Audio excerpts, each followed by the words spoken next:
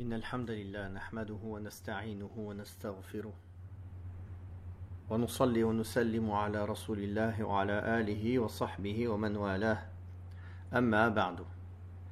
Nous continuons par la grâce d'Allah subhanahu wa ta'ala et sa permission seule cette récitation de Surat al-Kahf ainsi que l'explication de ses sens en langue française. أعوذ بالله من الشيطان الرجيم.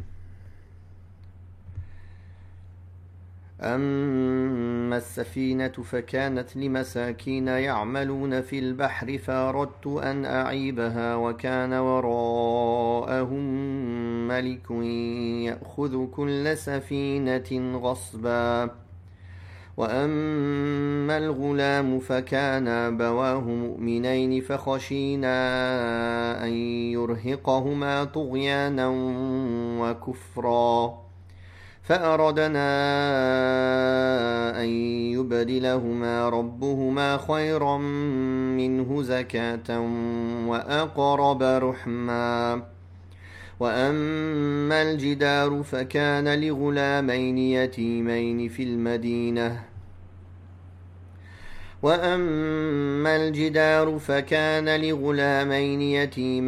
المدينة وكان تحته كنز لهما وكان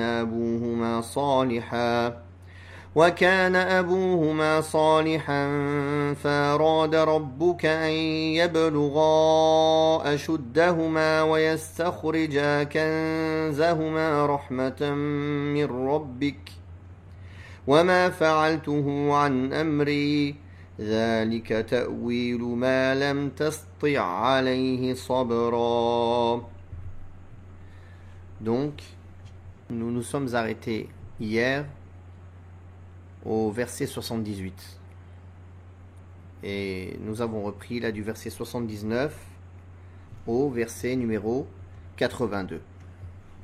Dans le verset 79, Allah Tabaraka wa Ta'ala dit dans le sens de sa parole, pour ce qui est du bateau, donc il parle ici de l'Khadir, qui explique à Moussa alayhi salatu wassalam les différentes situations qui sont arrivées, ce que l'on a expliqué hier.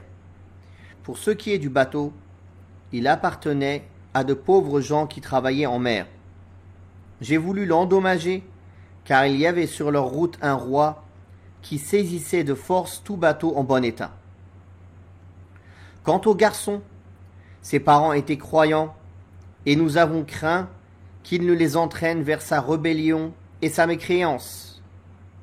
Nous avons donc voulu que leur Seigneur le remplace par un enfant plus vertueux et plus affectueux envers eux. Pour ce qui est du mur, il appartenait à deux jeunes orphelins de la cité, et un trésor leur revenant se trouvait dessous.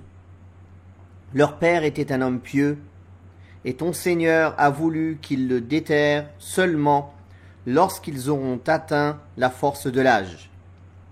Tout ceci par une miséricorde de ton Seigneur. Je n'ai rien fait de ma propre initiative. Voilà l'explication des agissements face auxquels tu n'as su patienter.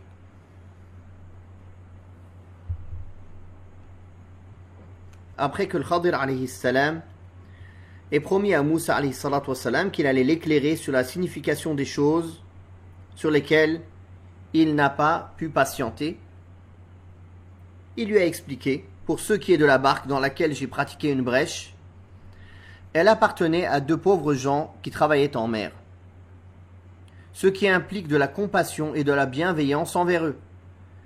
J'ai voulu lui donner l'apparence d'être défectueuse, parce que derrière eux, il y avait un roi qui s'emparait de toute embarcation et l'usurpait.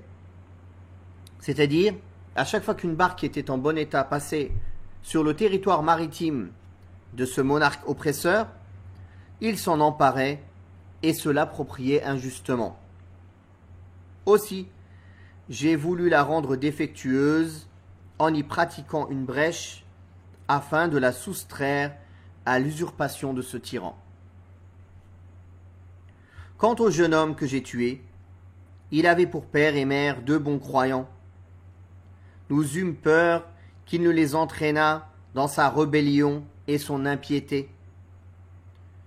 Il faut dire qu'il était décrété et prédestiné que si ce jeune garçon arrivait à maturité, il entraînerait ses parents dans sa mécréance, dans son impiété et sa désobéissance. Soit par amour et attachement pour lui, car comme vous savez, des parents sont attachés à leurs enfants, soit parce qu'ils auraient eu besoin de lui. C'est-à-dire que je l'ai tué parce que j'ai été informé de cela afin de préserver la foi de ses parents croyants.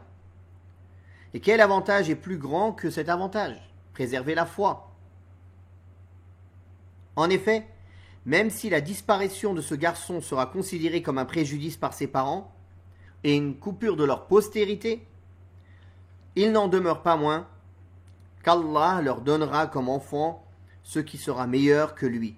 C'est pour cela qu'il dit « Nous voulûmes que leur Seigneur leur donnât à sa place un fils vertueux et plus affectueux. » C'est-à-dire un garçon vertueux, affectueux et obéissant à ses parents, car si le garçon tué avait atteint l'âge de la puberté, il leur aurait désobéi et les aurait incités à la mécréance et à la rébellion. Pour ce qui est du mur que j'ai reconstruit, il appartenait à 2 orphelins de la ville, et il recelait à sa base un trésor qui leur revenait, comme leur père était un homme vertueux.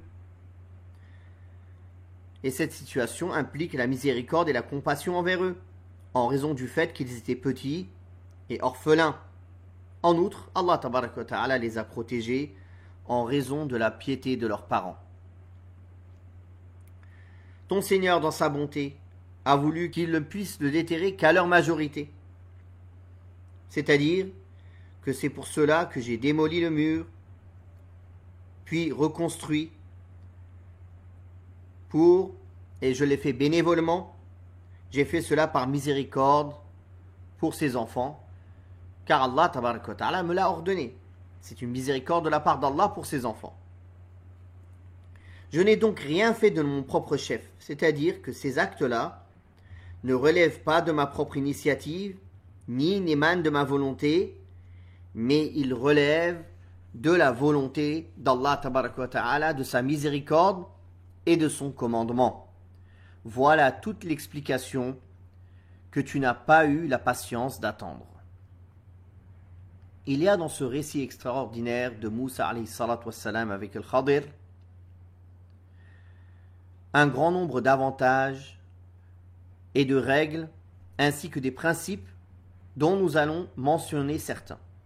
Parmi ces avantages, citons le mérite de la science et de la quête de la science pour l'obtenir. La quête pour obtenir cette science. C'est là la chose la plus importante qui soit. Car Moussa alayhi salatu wassalam a fait un long voyage et a enduré beaucoup de difficultés en quête de la science et du savoir. Et il a renoncé à sa présence au milieu des enfants d'Israël pour leur enseigner et les exhorter. Et a choisi de partir en voyage pour acquérir encore plus de science. Il y a aussi le fait de commencer par ce qui est le plus important en priorité, puis de le faire suivre par ce qui est important, mais d'une moindre importance. En effet, l'augmentation de la science, l'augmentation de la connaissance religieuse est plus important que le fait de laisser cela en s'occupant de l'enseignement sans acquérir encore plus de science. Le mieux est de réunir entre les deux perspectives, et c'est ce qu'il y a de plus parfait. C'est-à-dire la personne, il continue constamment d'apprendre et d'enseigner.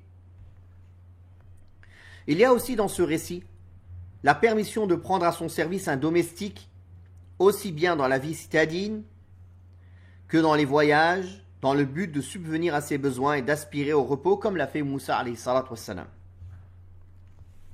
Il y a également le fait que celui qui voyage en quête de sciences religieuses et sciences utiles, ou de combat dans le service d'Allah ou autre obéissance, lorsque l'intérêt exige de lui qu'il divulgue le but de son voyage et son endroit, cela est plus avantageux pour lui que de le cacher et l'occulter. En effet, dans sa divulgation, il y a plusieurs avantages, notamment la préparation de ses provisions, la mise en œuvre de ses moyens avec clairvoyance, ainsi que la manifestation de la noblesse de cet acte sublime d'adoration. Comme a dit Moussa alayhi salatu wassalam, dans le sens « Je ne cesserai de marcher que lorsque j'aurai atteint le confluent des deux mers, dussé-je y mettre des années. » De même, le prophète Mohammed sallallahu alayhi wa sallam a informé ses compagnons du but de son voyage lors de l'expédition de Tabouk, alors que d'habitude, il ne le faisait pas, et ce en fonction de l'intérêt pour l'islam. Il y a aussi le fait d'attribuer le mal ou les causes du mal à Satan, à Shaitan, en raison de sa tentation, de sa séduction et de la suggestion qu'il fait, bien que tout arrive par le décret d'Allah tabaraka wa ta'ala et sa prédestination, en vertu de la parole du domestique de Moussa qui dit « Et c'est certainement le démon qui m'a empêché de m'en rappeler. » Il y a aussi dans ce récit la permission pour l'homme de parler de ce qui fait partie de la nature innée de l'homme, comme la fatigue, la faim ou la soif, lorsque ceci n'est pas dit à titre d'irritation ou de rébellion envers Allah subhanahu wa ta'ala et la destinée, et que cela est sincère. En vertu de la parole de Moussa alayhi salam, cette étape nous a durement éprouvés. Il y a aussi la préférence d'avoir comme domestique ou comme employé celui qui est intelligent, éveillé et raisonnable, afin de faire les choses à la perfection. Il y a également la recommandation pour l'homme de manger avec ses domestiques à la même table et de la même nourriture que eux. Car Moussa alayhi salatu wassalam a dit « Apporte-nous notre repas », c'est-à-dire le repas que nous partagerons ensemble. Il y a aussi le fait que l'assistance est accordée à l'homme en fonction de son accomplissement des choses qui lui sont ordonnées, et que celui qui se conforme à l'ordre d'Allah tabaraka wa ta'ala reçoit son assistance plus que n'est assisté autre que lui. En vertu de la parole, cette étape nous a durement éprouvés. C'est-à-dire quand Moussa alayhi salatu wassalam a dépassé l'endroit pour lequel il a été envoyé par Allah tabaraka wa ta'ala, il a commencé à ressentir la fatigue. Alors qu'auparavant, il avait voyagé beaucoup plus longtemps. Et il n'a voyagé que peu de temps après avoir dépassé l'étape. Mais la fatigue, il ne l'a ressentie qu'après avoir dépassé l'objectif pour lequel il avait voyagé. On en tire donc comme profit que tant que la personne est dans son objectif, Allah lui donne l'assistance. Mais quand il dépasse son objectif ou sort de son objectif, il se fatigue et il trouve de la difficulté. Il y a aussi dans ce récit le fait que la science qu'Allah enseigne à ses serviteurs est de deux types. Une science acquise que l'homme obtient par ses efforts et son abnégation, et une autre science donnée en cadeau de la part d'Allah subhanahu wa ta'ala, qu'il donne à qui il veut parmi ses serviteurs pieux qui le méritent. Ce que l'on pourrait appeler la clairvoyance. Et c'est pour ça que l'imam Malik a dit que la science est une lumière qu'Allah met dans le cœur d'un serviteur. Et ceci quand dans le sens de la parole où Allah tabaraka wa ta'ala a dit « et à qui nous avions enseigné une science émanant de notre part ». Il y a aussi dans ce récit la règle de bienséance à laquelle il faut s'astreindre avec son enseignant, en utilisant les propos les plus courtois, en vertu de la parole de Moussa alayhi salatu wassalam, « Puis-je te suivre pour que tu m'enseignes un peu de la sagesse à laquelle tu as été initié ?» Il a utilisé un ton de courtoisie et de conseil, en lui demandant s'il acceptait ou non de lui enseigner un peu de ce qu'il avait comme sagesse, en lui avouant qu'il était prêt à être son élève, contrairement à ceux qui font preuve d'arrogance et de suffisance à ce sujet, en évitant de montrer qu'ils ne savent pas à leur enseignant, Ou quand les gens posent des questions en disant « Oui, je connais, mais est-ce que tu peux me rappeler ?» Au fait, il y a une petite chose que je ne me rappelle pas. Non, je suis ignorant. Est-ce que vous pouvez m'enseigner? L'arrogant, il n'apprendra jamais. En montrant à leurs enseignants qu'ils ne sont pas dans la nécessité d'apprendre auprès d'eux. Mais ils prétendent être au même niveau et coopérer avec leur enseignement. On va faire des échanges, on va discuter, on va débattre, voire même donner leur avis et leur enseigner. Alors qu'ils sont dans une ignorance complète. Aussi, se montrer humble devant son maître ou devant son cheikh ou devant son enseignant et montrer son besoin d'apprendre auprès de lui est la chose la plus utile pour l'élève. Il y a aussi dans ce récit la preuve de l'humilité d'une personne supérieure envers celui qui est inférieur à lui pour apprendre auprès de lui. Car Moussa alayhi salatu wassalam, sans nul doute, est supérieur à Al-Khadir. Malgré cela, il a été humble, il s'est rabaissé devant lui pour apprendre la science, alors qu'il est supérieur à lui. C'est un prophète choisi parmi les prophètes d'Allah, un messager parmi les 5 meilleurs messagers que cette terre ait porté. Moussa alayhi salatu wassalam fait partie des 5 meilleurs hommes que cette terre ait porté. Un prophète messager à qui Allah a parlé. Malgré cela, il a fait preuve d'humilité pour apprendre une science qu'il ne connaissait pas. Il y a aussi une preuve que le savant illustre dans la science, qui ne possède pas certaines sciences dans certains domaines, peut aller apprendre ces sciences dans ce domaine qu'il ne possède pas auprès d'un savant dans ce domaine. Même si cette personne chez qui il va apprendre est inférieure à lui dans la science, dans la piété. En effet, Moussa alayhi salatu wassalam, qui fait partie des messagers doués de fermeté, est choisi par Allah, et à qui Allah a accordé comme science ce qu'il n'a accordé à personne autre que lui. Cependant, dans ces points précis, dans cette science particulière, Al-Khadir avait plus de connaissances que lui. C'est pour cela qu'il a insisté pour apprendre auprès de lui, car il avait la valeur de la science et de la connaissance. Ce faisant, il ne sied pas aux savants du fiqh, aux jurisconsultes, ou aux traditionalistes, les savants du hadith, lorsqu'il n'est pas connaisseur d'un domaine dans la grammaire, par exemple dans le nahw, ou dans une autre discipline qu'il ne maîtrise pas, de donner leur avis, mais ils reviennent pour cela auprès des savants spécialistes dans ce domaine. Et ceci est vrai dans tous les domaines de la science religieuse. Et même si la personne chez qui ils vont apprendre cette science est moins savant qu'eux de manière générale, dans la science du fiqh, dans la science de l'aqida, dans la science du hadith par exemple, il est moins savant qu'eux. Mais il maîtrise la science de la langue arabe par exemple, mieux qu'eux. Alors il n'y a aucun mal à revenir vers lui et profiter de sa connaissance de la langue arabe. Il y a aussi dans ce récit l'attribution de la science et des autres faveurs à Allah subhanahu wa ta'ala, en reconnaissant cela et en rendant grâce à Allah en vertu de sa parole pour que tu m'enseignes un peu de la sagesse à laquelle tu as été initié, c'est-à-dire qu'Allah t'a enseigné. Il y a aussi dans ce récit le fait que la science utile est toute science qui guide vers le bien. Ainsi, toute science impliquant la guidance et la bonne direction vers la voie du bien ou une mise en garde contre le mal ou un moyen contre le mal fait partie de la science utile. En dehors de cela, toutes les autres sciences sont soit préjudiciables, soit inutiles.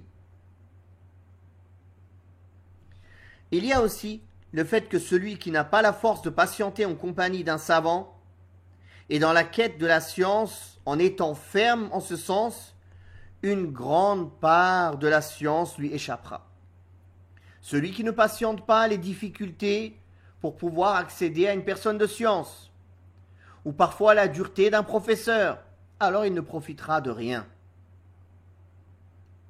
Aussi, celui qui n'a pas de patience ne peut pas acquérir de la science. Par contre, celui qui fait preuve de patience sans se décourager acquiert tout ce à quoi il aspire en vertu de la parole de Khadir qui disait à Moussa qu'il ne pouvait faire preuve de patience avec lui. Il y a aussi dans ce récit le fait que la plus grande cause d'obtention de la vertu de la patience est que l'homme ait une grande connaissance et expérience de la chose pour laquelle il lui est ordonné de faire preuve de patience. Sinon, celui qui ne connaît rien d'une chose ou dont il ne connaît ni le but ni le résultat, ni son utilité ou ses conséquences, celui-ci ne possède pas la cause de la patience. En vertu de la parole, comment pourrais-tu assister sans manifester ta curiosité à des choses dont tu ne saisiras pas le sens? Il y a en fait dans cette parole la cause qui est citée par laquelle une personne ne patiente pas. C'est-à-dire qu'il ne connaît pas l'objectif, ni les causes, ni le pourquoi, ni le comment. Donc la méconnaissance d'une chose à laquelle il aspire le pousse à ne pas patienter. Il y a aussi l'ordre de faire preuve de circonspection et de fermeté et de ne pas se hâter et s'empresser à donner un jugement avant de connaître les tenants et les aboutissants des choses. Il y a aussi le fait de subordonner les choses futures qui ont trait aux actes des hommes à la volonté divine et que l'homme ne doit jamais dire d'une chose qu'il va la faire dans le futur sans y ajouter « Inch'Allah » si Allah le veut.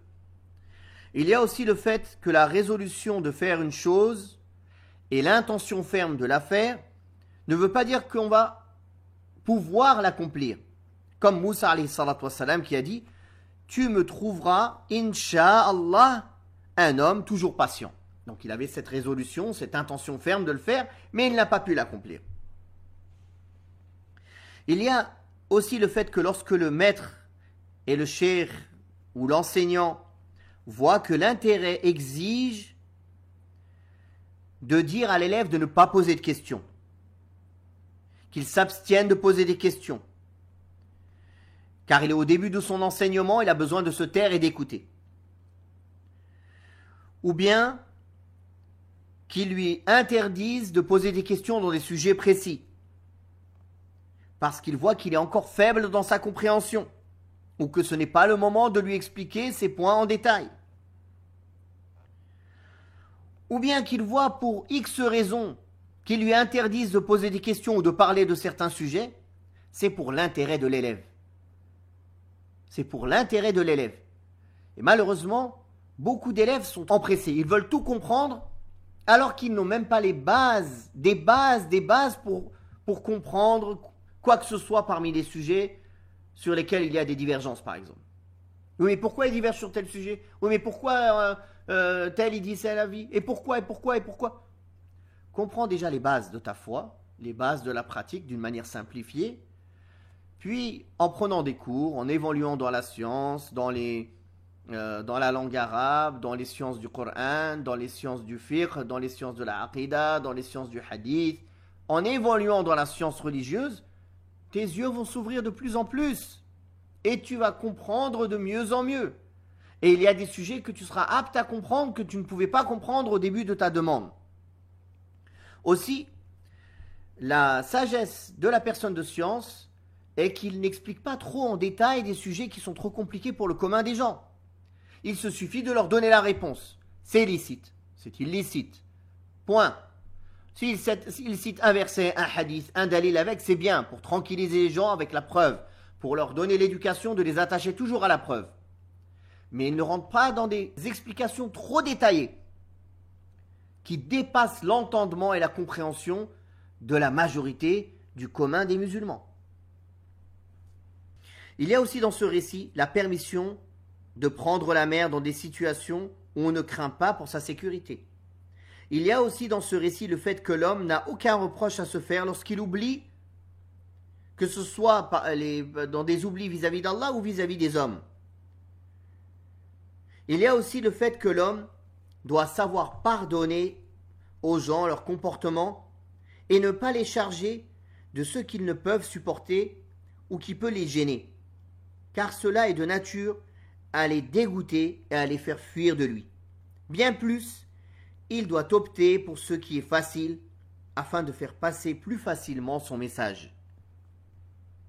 Il y a également le fait qu'il est obligatoire de juger les choses selon leurs apparences. Les règles de ce bas monde leur sont appliquées en conséquence, que ce soit pour le bien, les crimes de sang et autres.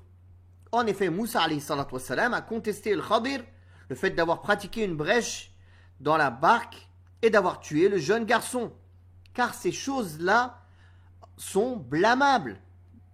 Et Moussa ne pouvait se taire en les voyant se produire. Même s'il n'était pas en compagnie de Khadir, il lui est obligatoire d'agir. Il est prophète et messager. Ces choses sont haram, sont illicites, sont des injustices. C'est pourquoi il s'est hâté de les contester sans prendre en considération le fait qu'il lui imposait de faire preuve de patience et de ne pas juger hâtivement. On trouve aussi dans ce récit cette sublime règle de jurisprudence qui veut qu'un grand péché peut être repoussé par un petit péché en comparant les deux avantages pour écarter le moindre et opter pour le plus grand des avantages. En effet, tuer le jeune homme est un mal, mais le laisser subjuguer ses parents et leur faire abandonner leur religion est un mal encore plus grand. Laisser le jeune garçon en vie et l'épargner, même s'il pense que c'était un bien, n'est rien en comparaison de la préservation de la religion et de la foi de ses deux parents. C'est pour cela que le Khadir, par ordre d'Allah, l'a tué. Il y a au-delà de cette règle un grand nombre de questions subsidiaires et d'avantages qu'on ne peut cerner. Aussi, l'opposition entre tous les avantages et les nuisances entre dans cette règle. On y trouve également cette grande règle qui veut que la disposition de l'homme des biens d'autrui lorsqu'il s'agit de la recherche de l'intérêt et de la dissipation d'un tort est permise, même sans la permission du propriétaire, de ses biens. Et même si cela entraîne une perte partielle de ses biens. C'est ainsi que le Khadir a rendu la barque inutilisable pour la soustraire au roi injuste qui accaparait les biens des gens. Ce faisant, s'il y a un incendie, une inondation ou autre dans la maison de quelqu'un ou dans ses biens, et que la perte d'une partie de ses biens ou la démolition d'une partie de ses biens, de sa maison, peut sauver le reste, il est permis, voire nécessaire, à l'homme de faire cela pour préserver les biens d'autrui, et même sans sa permission. Il en est de même lorsqu'un tyran veut prendre les biens d'un autre, et que quelqu'un lui donne quelques biens pour sauver le reste. Cet acte est permis, même sans l'autorisation de la personne qui possède ces biens. Parce que l'objectif est de préserver ses biens. Donc on sacrifie une partie pour garder le reste. Il y a aussi le fait que le travail de la mer est permis tout comme il est permis de travailler sur terre. En vertu de la parole, elle appartenait à de pauvres gens qui travaillaient en mer. Leur travail en mer n'a pas été contesté. Il y a aussi le fait que le pauvre peut être pauvre malgré qu'il possède des biens. Et il peut avoir des biens, mais qui ne lui suffisent pas, tout en étant appelé pauvre. Car Allah subhanahu wa ta'ala nous a dit que ces pauvres gens avaient une barque. Donc ils possédaient des choses. Mais ce n'était pas suffisant et cela ne les faisait pas sortir de la pauvreté. Il y a aussi le fait que le meurtre fait partie des plus grands crimes.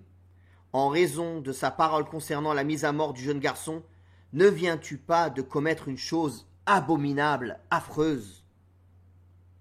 Il y a aussi le fait que la mise à mort selon la loi du talion n'est pas contestable. El qisas, c'est-à-dire quand une personne a tué une personne et qu'il est jugé par le juge en terre d'islam coupable, la famille de la personne morte peut demander le qisas, la loi du talion, qu'il soit exécuté. Ceci n'est pas une injustice. Car la parole de Moussa alayhi salatu wassalam concernant la mise à mort du garçon a dit « Ne viens-tu pas de commettre une chose affreuse ?» Et après il a dit « Qui lui n'a tué personne. » Qui lui n'a tué personne. Donc s'il avait tué une personne et il aurait été jugé coupable, il aurait pu mériter la mort. Par loi du talion, al-qisas. Ce qui est appelé en langue arabe par al-qisas. Il y a aussi le fait que l'homme vertueux est protégé par Allah dans sa personne et ses enfants. On y trouve aussi le fait que le travail au service des hommes vertueux ou de ceux qui les concernent est meilleur qu'avec autrui. Car Allah tabaraka wa ta'ala nous dit que la cause de la découverte de leur trésor et de la restauration du mur est que leur père était un homme vertueux.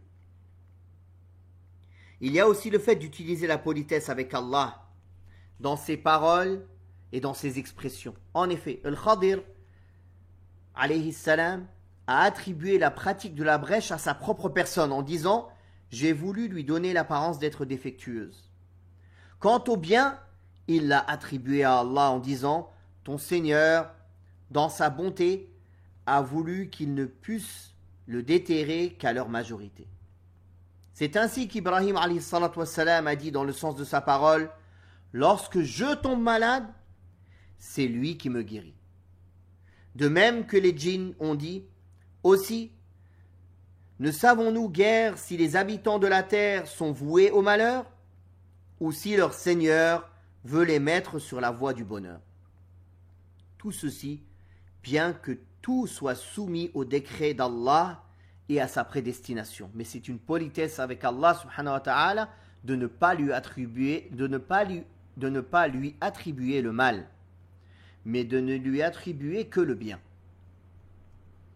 Il y a aussi le fait que l'homme ne doit jamais quitter son compagnon en quelque circonstance que ce soit et laisser sa compagnie tant qu'il n'a pas essayé de le corriger en lui faisant des reproches et tant qu'il ne s'est pas excusé, n'a pas exprimé la cause pour laquelle il le délaisse et il arrête d'être en sa compagnie.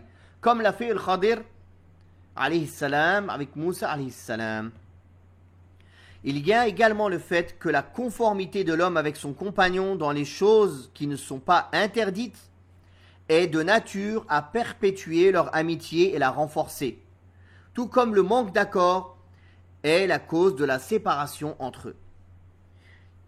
Il y a également dans ce récit le fait que ces choses accomplies par Al-Khadir sont des miracles décrétés par Allah subhanahu wa ta'ala qui se sont manifestés à travers la personne de ce saint homme prophète afin que les hommes déduisent les subtilités de la compassion d'Allah dans ses jugements et qu'ils sachent qu'Allah décrète à ses serviteurs des choses qu'ils détestent, qu'ils abhorrent, alors que c'est dans l'intérêt de leur religion, comme c'est le cas pour le jeune garçon, ou que c'est dans leur intérêt profane dans la vie mondaine, comme c'est le cas des personnes de la barque. Il leur montre des exemples de sa compassion et de sa générosité, afin qu'ils agissent en connaissance de cause et qu'ils soient satisfaits des décrets d'Allah tabaraka wa ta'ala qui leur sont pénibles. Wallahu ta'ala a'la wa a'lam wa sallallahu ala Muhammadin wa ala alihi wa sahbihi wa sallam.